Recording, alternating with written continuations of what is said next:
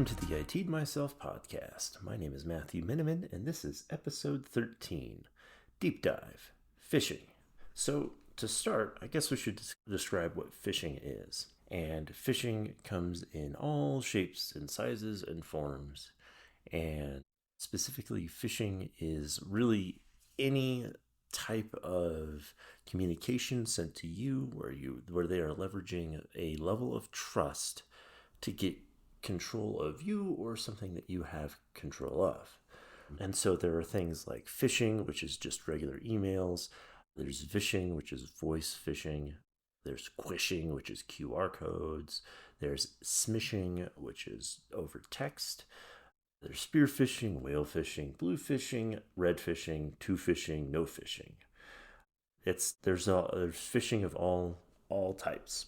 And just remember again that phishing is the leveraging of trust to gain control of something that you have access to. In the end goal, they are trying to profit off of your misfortune. So, in a phishing attack, there are quite a few different steps, but the initial step is that they will send you a message. An attacker will send you a message, and looking at the statistics of phishing, about 1.6% of all phishing emails, this is estimated, of course, 1.6% of emails sent every day are phishing emails, which doesn't actually sound like a lot until you understand that 90% of all emails sent are automated. So if we automatically excise 90% of the automated emails, and then you're left with 10%, and of that 10%, another 10% is phishing emails. That is almost 20% of that is emails. So I would venture to say that 20% of emails sent by people are phishing emails. So additionally, some additional statistics to throw at you of organizations that have been tested. 90% of them 90% of organizations fall victim to a phishing email. At least one person in those organizations fall victim to it. Now, that doesn't mean everybody in the organization falls for it. No, it just means at least one person has fallen for a phishing email. What I mean by that is they actually go through the entire process and target methodology of the phishing attack. And so we should look at that methodology in all the steps that are involved for you to actually have fallen for this phishing email. And so there are a lot of different ways to measure how somebody falls for it. And the most strict way is, did the users read the email? Because if even opening up and reading the email can be really the first step. And so if you never open the email, you never fall for the phishing email. Of course, if you never open the email, how the hell are you supposed to know that it's phishing? So kind of a catch-22 there. But that's one way. The second way is, did they actually action on what was inside of the email? So did they open up the attachment? Did they click on a link? So on and so forth. And then the third step is typically, did they submit data? And really, for phishing attack to be fully successful, or for somebody to fully commit and fall for a phishing attack, they would have to submit data. They'd have to submit credentials or whatever information that is being looked for, whether it be credit card or something else. And so that's kind of the methodology that you would have to follow through to fall for a phishing email. Now, and so one of the things that we have to do is we have to look at how beyond just submitting and receiving data is, what are the attackers doing? Like, what are the steps really involved in the method of an attack? And really, it kind of depends on what the attacker is looking for. Sometimes in a phishing email, all they're looking for is to collect credentials, because then what they'll do is they'll store all of the credentials that they collect in a database, and then they'll sell those credentials out in bulk. That is called It's called credential brokering. And so with credential brokering, you collect a bunch of these credentials, and then you basically just sell them directly to other attackers on the internet. And the benefit for credential brokers is that you can sell multiple copies of the credentials out to folks, and you can sort of target the organizations or the types of organizations those downstream attackers target. And so pretty profitable because you don't actually end up having to perform any hacking, and honestly it's very easy to replicate. So that's one type of attack. Another type of attack is that they are attempting to exfiltrate data. So fortunately for me, I don't have any companies currently that are clients that use and communicate truly sensitive data. They don't have any corporate secrets that anybody's really trying to get into. They don't handle top secret information, but those types of organizations that do have that are targeted for exfiltration of data. They're trying to get the attackers trying to get information, internal information, and use that information for whatever their purposes are, whether it be corporate espionage, actual espionage, state-based espionage, or something else. And then the most common type of phishing is where somebody is looking to make a profit. And these come in a lot of flavors, all on their own, with some of the most annoying ones being simple payment fraud. So, for instance, the most common phishing email that I receive are they are either asking me to renew Norton antivirus, which I don't have, McAfee antivirus, which I don't have, or they're trying to get me to pay for a Geek Squad, what they call a Geek Squad service fee. And I get these very regularly, and they're very bad. They look like invoices, and it's like, well, I've never signed up for this service, and I'm not going to pay it. So thanks. Uh, so that's probably the most common type of phishing. And if you've been on the internet, on or around the internet, and you've heard of other phishing attacks, probably the thing that comes to your mind most often is the Nigerian prince phishing attack. And so, for those of you who aren't aware what the Nigerian prince phishing attack is, one, I bless your very innocent heart, but the Nigerian prince phishing attack is you get an email from somebody who claims to be a Nigerian prince, and they tell you that their government is in such a state that cannot they cannot fully access their funds, and they need the help of kind people from the United States to help them access their funds, and they are willing to send you checks to cash so that you can then wire them the money. And of course, you would be able to keep a percentage of that funds of those funds for yourself for the services rendered.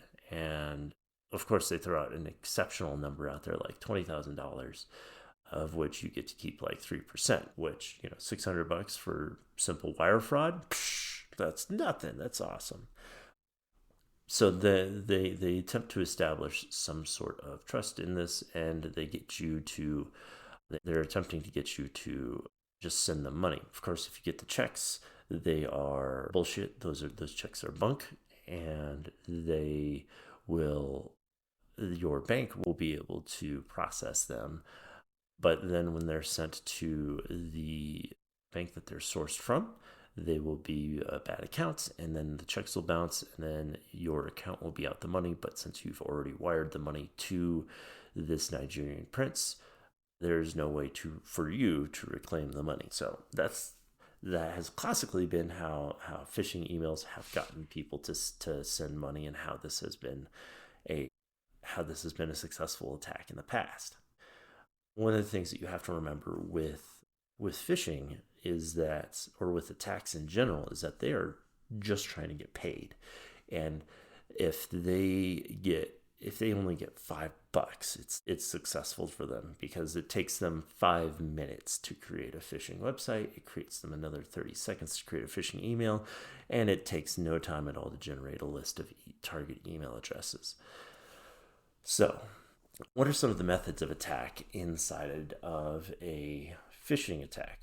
Well, modern phishing attacks, there's really two tiers of attacks, two types of attacks. Aside from the credential broker, there is where you're trying to exfiltrate the data. And so the basics of a phishing attack are I send a phishing email to an organization. So I just blast everybody to the organization, or I target a list of people and I just send this phishing email out. And typically this phishing email comes from my own SMTP servers. I can utilize other emails. So like I can utilize other email addresses from Gmail that somebody set up, or other emails that I've already taken over. But I just blast the emails out to a bunch of people. And then all I have to do is get a single person in an organization successfully click that email. Once I've gotten that person to successfully click the email and fall for the phishing scam, I'm in that organization, because now I can leverage the trust as that individual. I can leverage internal trust within the organization to then get control of other people until I get control of the necessary person to then perform the next steps of my attack. And so if I am simply trying to exfiltrate data, I will just sit in the email and wait for the communication that I'm looking for to come across.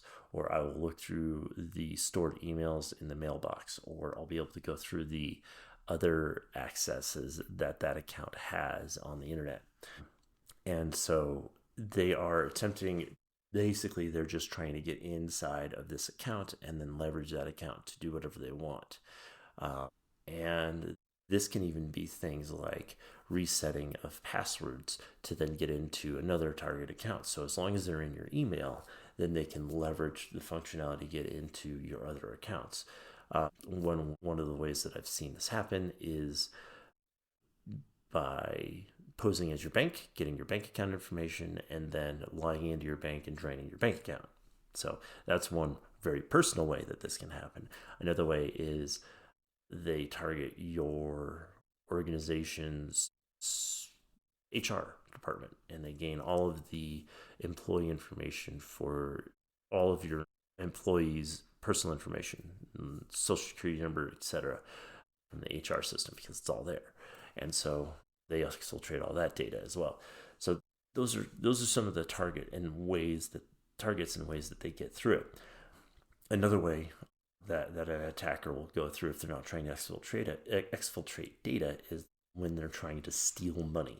And this is typically for organizations that take and receive payments in large amounts, where wiring is the preferred method of funds transfer. And so construction companies, real estate organizations, there's probably a billion other types of organizations out there that I'm not thinking of. But what they'll do is they'll monitor the communications once they've gotten in, and they'll just wait for some of the communications to go into the direction of payment. And once they identify that communication and that target conversation, they will take control of that when the time is right, basically when they're about to discuss receiving of payment. And so what they'll then do is they'll cut the victim out of the conversation by removing that access to it. And how they do that is typically by redirecting the conversation to another section of the mailbox that the user of the mailbox does not typically check. This is typically done through the process of creating mailbox rules that will target the conversation subject and then redirect that conversation to the RSS feeds. That is a folder inside of every mailbox that I don't think really anybody uses. And so if you've ever been the victim of a phishing attack, if you've ever been the victim of an account takeover, you might check that to see if that's where maybe some missing emails have gone and are still going to. And then once the attacker finally takes control of the conversation, the first thing they'll do is they will start the conversation of, hey, we've changed our receiving account. This is the new wiring account number, et cetera, et cetera. And that will basically cause the sending organization for the funds transfer to send directly to them. I've seen this happen with a house sale. A real estate organization, not one of my clients, but a real estate organization that I had visibility into. They were selling a house that was something like $1.6 million. And it was time for the buyer to send the money to the seller. And this was actually really kind of gross because it wasn't a phishing attack. It was actually an internal attack. The guy that they had hired for their IT was monitoring these conversations. And when he saw that this wire transfer was happening, he sent an email with a badly photoshopped copy of a PDF that redirected the funds transfer to his account, to the wire transfer to his account. And I don't know why he thought he would get away with it, because we could see what he accessed and where he accessed it, and we could see that the funds went into his account. And so it was very easy for everybody to get the money back and very easy for him to go to jail. But that's one of the ways this can happen. So that's a lot of that. That's a lot, and it can be scary for a lot of organizations because $1.6 million, that's devastating, specifically to somebody who's buying a house. But like to business, if you have a $500,000 deal go down and that money just disappear, that can be devastating to a business on both sides. So this has real world impact, and this is something that can affect everybody. So I know I've talked a lot about what phishing is and how they go about it, and some of their tactics and what they're looking for. But how do you protect yourself against phishing? Well, security awareness training is going to be your basic phishing protection. That is educating users, making sure they understand how to spot phishing emails. And there are a ton of resources for security awareness training. You can go on to Google or any of the other video sharing websites and just search for phishing email training, and you'll get a billion different reviews, and some of them are cute, some of them are serious, some of them are funny, some of them are sad. There are a ton, but you choose. This podcast could be used as an example for security awareness training, although I don't know if you want to torture them with my voice and to have to listen to me for a half hour for me to finally get to the fucking point. It's kind of up to you. But the basics for how to protect against phishing, aside from security awareness training, is also get people used to spotting phishing emails. Send test phishing emails out, so that way you can fool people into clicking in those links, and then you can target those who don't know any better, and you can try to educate and specifically target those people for additional education. Microsoft, if you have a Microsoft 365 account, Microsoft actually has a built-in phishing simulation. You can also go and buy phishing simulations. They aren't terribly expensive, and they're kind of easy to set up. So phishing simulations are another way that you can help protect your organizations. But as an individual, to protect yourself against phishing, the first thing you need to do is verify your sender. If you're receiving an email from somebody and you have not solicited that email in any way, or it looks odd or anything like that, you need to verify your sender. Even if it doesn't look odd, you need to verify the sender. Make sure that you know who the email is coming from. And that doesn't just mean looking at the from line, because the from line can change. I can make any email that I send out say Abraham Lincoln. It's very easy to do that. I can make myself John Hamilton. I can make myself Vladimir Vereshnikov.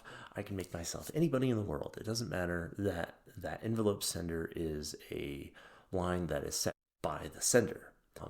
Also, verifying the email address attached to it might not necessarily be enough, because I can also spoof that if I want to. If your organization isn't set up to properly identify spoofed emails, it's very easy for somebody to change the email address in the from line to anybody else. So make sure that you have spoofing protection turned on your organization, so you can identify people who are spoofing other email addresses. You can do SPF verification, you can do a DKIM verification, although that's not something that a lot of organizations have set up. You can do any of those types of those spoofing protections, but make sure that you have that turned on. But that also means you can't necessarily trust the from email address to identify that. So the next step in protection is knowing your expected emails, knowing when the difference between an email that you've solicited and an email that you haven't. Because if you're just all of a sudden receiving emails about a subject that you either didn't expect or weren't pushing for, that's gonna be a good indicator. If you just all of a sudden start receiving emails from this one person about a conversation that you haven't had yet, that's a good indicator. But the best way to protect yourself from phishing emails is to not click on the links. You're going to have to open the email, because you're going to have to know what the content is before you can identify whether it's a phishing email or not. You're going to have to look at the sender, but none of that can really protect you if you click on the links. So inside of emails, there will be a inside of phishing emails, there will typically be a link that'll then take you to some other place. And so if you're not going to click on the link, so if you get an email that from somebody and they're having a conversation about something that you guys have already talked about, and they're asking you to verify something, or go in and go to this file and you click on the link, it takes you to another organization's page, Microsoft 365, for example, and it asks you to sign in. If you click on that link, it can take you to a place where you don't expect. The other way that this happens is there's an attachment in there that will open up, and it will ask you to then go and sign into another service. And so all of these are just the ways that they will get you. And if you don't click on the link or you don't open attachments, that will protect you. Instead of clicking on links that are sent to you in email, go to the websites manually. Go there and look, because if you've had previous access, if you've had previous communication, if you've had previous whatever, if you've already gone to this thing, you should just be able to go there manually and click on the link. And if you are not click on the link, manually go there and sign in, and therefore you're not going to feed your credentials to the attacker. And so opening up attachments, like the way that the attachments will work, again, is that you open the attachment, and it opens up this page that typically has another link inside of the attachment that says click here to access the secure document, or whatever. It says that, and it's trying to leverage that trust of security to get you to feed your credentials out. So you'll click on the link inside of the attachment that will bring you to another service page that looks similar, that you'll be able to sign into.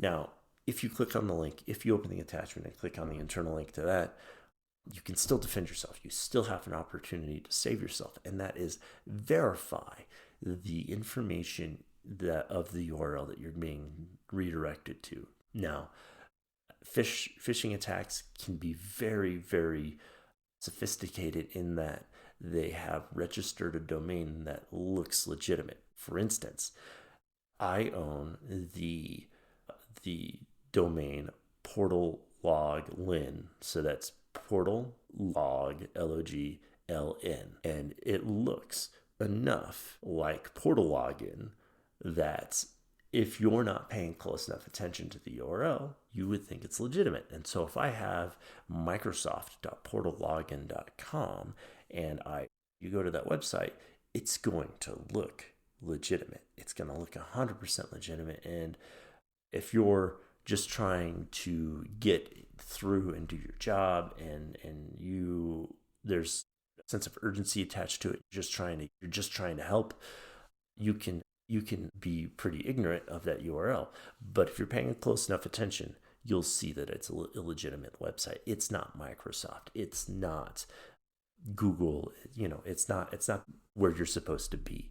And so that is another way to protect yourself, is verify the URL that you've gone or that you're being taken to. Verify that it's where you should be. And if it's not, you should immediately stop what you're doing. There is no reason why you should rush through the security steps. Just slow down and verify what you're doing. Ask your IT department, ask the sender to verify any of that information. The next way to protect yourself and your organization is to enable email filtration. And so you can pay for a third-party service such as Proofpoint or, I can't think of it now. Proofpoint is probably the best one, or at least the most popular one. And you can use their email filtration. Microsoft 365 also has an internal email filtration as well. And so you can search for any sort of other email filtration. WebTitan has a email filtration. There's a lot of other organizations that do email filtration. But you can utilize that where they will take known attackers and they'll take known data, known quantities, and they'll also calculate how phishing emails are sent, and they'll filter out those emails for you. One of the reasons I like Proofpoint is because any email that it suspects as phishing and it doesn't have 100% confidence in, you'll get a digest that identifies the emails that it believes are phishing, but it has blocked, so that you can still have an opportunity to receive those emails. So they don't go to they don't get put into this black hole where you'll never see them again, but you can go in and verify and release those emails that are in fact legitimate. Another method of protection that you can utilize is called URL filtration. And a lot of the email filtration services will do this as well, but URL filtration may be a feature that you have to turn on manually. And what URL verification is, or URL filtration is that the email filter will look inside of the email that you're being sent and identify any links that exist within that email. It will follow them and identify if the target website is malicious or not. And so you can utilize that. The issue is that it's not perfect, and it really only catches those quantities that are known. So new phishing attacks typically aren't caught for another 72 hours, and so it can be tenuous at best. From there, another way that you can help protect yourself are with advanced web content filtration products. And so a lot of these will utilize AI to identify what a page is and the content filtration of domains. And typically when an attacker sets up a phishing domain, they'll do it in a way that the phishing domain is newly registered. And most content filtration, web content filters, will stop you from going to new websites that have been registered for less than 90 days. And I'll stop you from doing that because the vast majority of people aren't going to brand new websites every day. And so they stop that, and that'll help protect you as a target, because if you accidentally click on the link and it goes to a malicious website, a phishing website, it will hopefully catch that. There are some other web content filters out there that utilize AI to analyze websites in live time. And so if there's a website been taken over maliciously that's been registered for over 90 days, it can identify that and then stop you from going to the potentially malicious website. And so you'll see you can enable a lot of different ways to protect yourself and your organization from malicious websites and phishing. And if you are paying attention and you expected to hear VPN, I'm going to disappoint you. VPN for personal use is probably the single most fictitious security measure you can implement. And I will cover that in another deep dive. But suffice it to say, a VPN is not going to protect you in this at all whatsoever.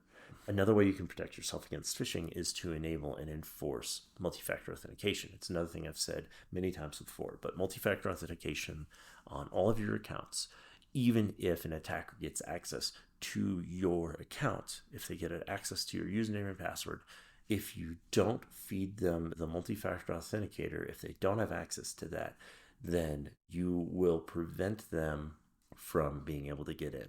If you have an OTP, if you have some method where they have to verify themselves to get into your account, then that will prevent them from accessing it illegitimately.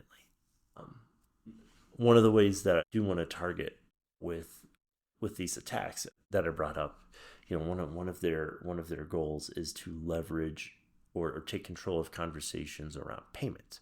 And I don't necessarily know all of the ins and outs of financial communications and what is possible and what isn't. But from the perspective that I'm looking at, in order to protect your organization, if you take payments and you take large payments that you normally have to do wire transfers for, I would suggest as an organization that you find a different method to take payment. Utilize some sort of platform that will take the payment for you. Leverage technology. Do not use the 1800s method of bank transfers, which is now known as wire transfers. That its legacy. It needs to be sunsetted. There is no method for you to reclaim, or for another victim of this attack to reclaim money lost if you're not using a payment platform. If you're just sending out money via wire, then the money, as soon as it reaches the target bank account, is gone. There is no way to retrieve that money. There's no way to get it back. And so if you utilize a payment platform, some other service that will process the payment for you, that does not utilize wire transfers, that utilizes modern banking techniques, then that will help secure your payment platform and secure you from this type of attack. And I understand that it might be more expensive to do it that way, but that is also, you do kind of have to pay to play in security. There's no way that you can get away without doing a lot of these things for free. You need to pay for these services. Yeah, all that being said, I will link the statistics that are brought up for phishing attacks. I'll list those in the show notes, and I hope you guys